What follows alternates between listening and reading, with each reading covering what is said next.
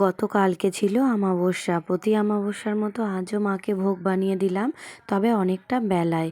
যেহেতু বড় ছেলের স্কুল ছিল, তাই বড় ছেলেকে খাইয়ে স্কুলে পাঠিয়ে ছোট ছেলেকে খাইয়ে স্নান করিয়ে তারপরেই বেলা 12টা 12:30 নাগাদ গিয়েছিলাম ভোগের ঘরে মায়ের জন্য ভোগ বানাতে। তো এটা ছিল গতকালকের ভিডিও, মানে মঙ্গলবারের ভিডিও। আর কালকে ছিল আমাবস্যা। সকাল সকাল ঘুম থেকে উঠে সবার প্রথমে ওপরের ঘর বারান্দাটায় ঝাঁট দিয়ে নিলাম, যেটা আমার সকালে ঘুম থেকে উঠে প্রথম কাজ। ঘর বারান্দা ঝাঁট দিয়ে চলে আসলাম নিচে সোজা রান্নাঘরে এসে নিজেদের জন্য একটু চা বানিয়ে নিলাম, আর তার সাথে ছেলেদের কমপ্লানটাও বানিয়ে নিলাম। দুই ছেলেকে খাইয়ে দিয়ে আমিও চাটা খেয়ে নিলাম। ওদিকে ঠাকুরমশাই পুজোয় বসে পড়েছে। আজকে যেহেতু আমাবস্যা, তাই অনেকটা সকাল সকালই পুজোয় বসেছে। আজকের আমাবস্যায় প্রচণ্ড ভিড় হয়েছে, যেহেতু মঙ্গলবার আবার তার উপর আমাবস্যা পড়েছে, তাই ভিড়টা হয়েছিল চরম। ঠাকুরমশাই তো সারাদিন উঠতেই পারেনি মন্দির থেকে। আর আমিও আজ ননির জন্য টিফিনে বানিয়েছিলাম চাউমিন। বেশি করেই বানিয়েছিলাম যাতে সবার জলখাবারে হয়ে যায়। তো চাউমিন বানিয়ে ননিকে টিফিন দিয়ে ননিকে খাইয়ে আমি স্কুলে পাঠিয়ে দিই। তারপরে রূপুসোনাকে খাইয়ে স্নান করিয়ে দিয়েছিলাম।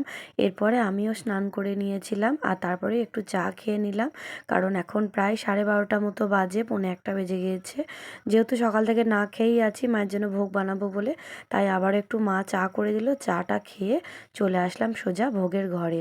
আর মন্দিরে ভিড় তো দেখতেই পাচ্ছেন, এখন প্রসাদ দেওয়া হচ্ছে, প্রচণ্ড ভিড়। আর আমি এদিকে ভোগের ঘরে এসে প্রথমে ময়দাটা মেখে নিলাম। ময়দাটা মেখে ঢাকা দিয়ে রেখে দিলাম। তারপরে এদিকে কড়াই বসিয়ে দিয়েছি, আর কড়াই দিয়ে দিয়েছিলাম কিছুটা ঘি। ঘিটা একটু গরম হয়ে যাওয়ার পর সুজি দিয়ে ভালো করে নাড়াচাড়া করে জল দিয়ে দিয়েছিলাম, আর তারপরেই দিয়ে দিয়েছিলাম কয়েকটা পাটালি গুড়। পাটালি গুড় দিয়ে সুজি বানিয়ে কিন্তু বেশ ভালো লাগে খেতে। তো তাই জন্যই ভাবলাম আজকে যেহেতু পাটালি গুড় আছে, তাই মাকেও সুজি বানিয়ে দিই পাটালি গুড় দিয়ে। সুজিটা হয়ে যাওয়ার পর ওদিকে থালায় ঢেলে নিয়েছিলাম, আর এদিকে আমি এবার এক এক করে লুচিগুলো ভেজে নিচ্ছি।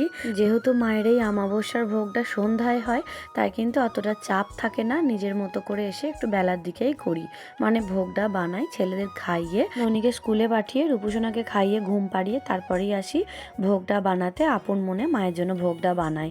আর পূর্ণিমার ভোগটা যেহেতু বেলা 12টার মধ্যেই মাকে দিতে হয়, তাই কিন্তু অনেকটা ভোর ভোর করে এসে মায়ের জন্য ভোগটা বানাতে হয়।